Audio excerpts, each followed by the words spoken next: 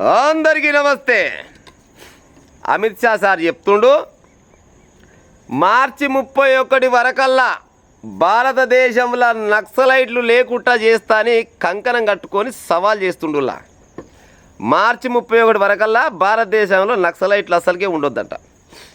అమిత్ షా గారు, నీకు చేతులెత్తి దండం పెడతా కానీ మార్చి 31 అన్నావు కదా, ఏప్రిల్లో, మేనో, జూనో, జూలైయో, ఆగస్టో ఏదో ఒక 31 తారీఖు పెట్టుకొని అప్పటి వరకల్లా ఈ భారతదేశంలో పేదరికం అనేది లేకుండా చేస్తానే ఒక కంకణం కట్టుకునే ఉపాయం చేయి. అప్పటి వరకల్లా భారతదేశంలో నిరుద్యోగులు లేకుండా చేస్తున్నామని కంకణం కట్టుకొని ఒక స్టేట్మెంట్ ఇచ్చే ఉపాయం చేయి.